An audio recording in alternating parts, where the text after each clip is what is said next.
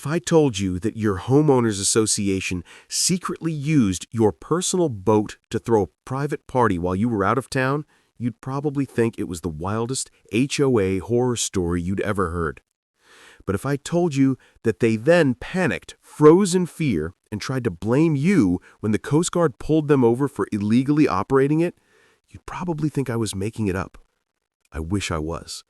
Because the day I learned what the HOA did to my boat was the day I realized that sometimes the people who claim to protect the community are actually the ones you need protection from. And what followed was a storm of lies, fear, karma, and justice that none of them ever saw coming. It began the morning I left town, a trip I had planned months in advance, a quiet weekend away to reset my mind from the endless petty infractions the HOA kept inventing just to bother me.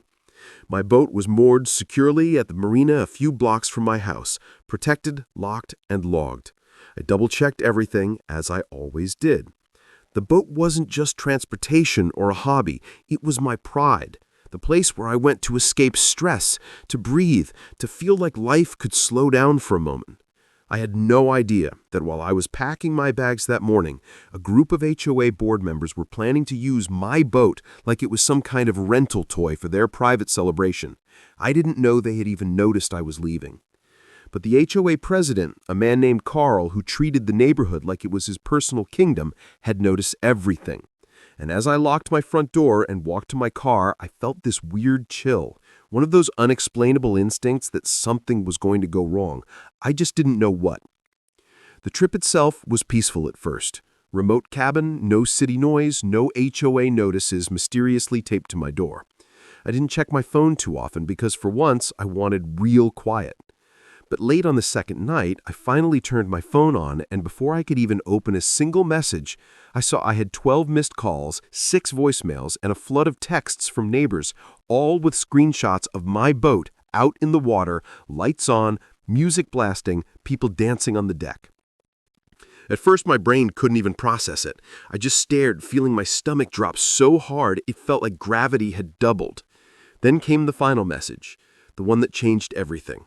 A blurry video of my boat surrounded by flashing blue lights with the unmistakable white hull of a Coast Guard vessel closing in. My heart froze. All I could think was, who is on my boat?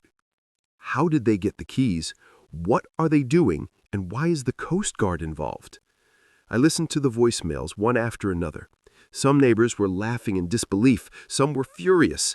Some were warning me that the HOA was trying to come up with a story. One voicemail was just someone whispering, "You need to come home right now. This is bad." I barely slept. I drove back at sunrise, every mile filled with my mind racing between anger, fear, and a growing determination. Something inside me had shifted. A breaking point, a line I didn't even know existed until I crossed it. And I knew that if the HOA thought they could get away with this, they were about to learn otherwise. When I pulled into the marina, the scene felt surreal. My boat was docked, but not in its usual spot. It was held in a temporary inspection berth with Coast Guard tape stretched across the bow. I approached, and one of the officers recognized me immediately. "You the owner?" he asked. And even though I said yes, I felt like the ground was tilting under my feet. I asked him what happened, and he said the words that made my blood run cold. "Your vessel was being operated by individuals who were not only licensed, but refused to answer basic questions. They gave conflicting stories, didn't have documentation, and when we asked whose boat it was, they froze." Froze. That's the word he used. Not confused, not shocked, frozen. Like kids caught stealing candy. Like people who knew they had done something they never should have done. And when he told me the names of the people on board, 3 HOA board members, including Carl, something inside me snapped so sharply that I felt it like a physical sound in my chest. I remember clenching my fists so hard my nails dug into my palms. I remember my voice trembling as I asked if any damage had been done. The officer explained that besides unauthorized operation and reckless behavior, they had also illegally taken the boat out without safety equipment, and one of them nearly fell overboard because they had been drinking. My boat, my sanctuary, had become their playground. And then came the worst part. The officer told me that while they were being questioned, the board members tried to claim that I had given them permission. They said I'd let him borrow it all the time. They said, he's cool with it, we just forgot to grab the paperwork. I felt like the air had been punched out of my lungs. They not only stole my property, they tried to drag my name into a federal investigation. I asked the officer what would happen next, and he said the case would be documented and I would need to file a formal report of unauthorized use. He handed me a clipboard, and as my pen touched the paper, my hands were shaking with a mix of anger and disbelief. I walked to the dock afterwards, staring at the scuff marks on the side of my boat, the scratches on the rail, the empty beer cans left in a corner like some kind of mockery. I felt violated, not just physically, but emotionally. Your home is supposed to be safe. Your community is supposed to be trustworthy. But at that moment, it felt like the people running my neighborhood were the very ones I needed protection from. I drove home with a storm brewing inside me, and when I arrived, there they were, the 3 guilty board members, standing in front of my house like they were waiting to spin some story. Carl stepped forward with that fake calm voice he always used whenever he knew he'd crossed a line. "There's been a misunderstanding," he began. I didn't let him finish. I told him to shut up. For the first time ever, I saw fear flash across his face. Real fear. The kind you see when someone realizes the wall they've been hiding behind is gone. The others tried to chime in, but I shut them down too. "You stole my boat. You lied to federal officers, and you think this is a misunderstanding?" I could hear the anger in my own voice, cracked and raw. Carl tried to say that they were testing it because they saw something loose on the railing. Another lie. Then he said they were just taking it out for a short ride and it accidentally turned into a small celebration. Another lie. Then, the biggest lie of all, he said, "We thought you wouldn't mind since we take care of the community." That was the moment I realized these people weren't just entitled, they were dangerous.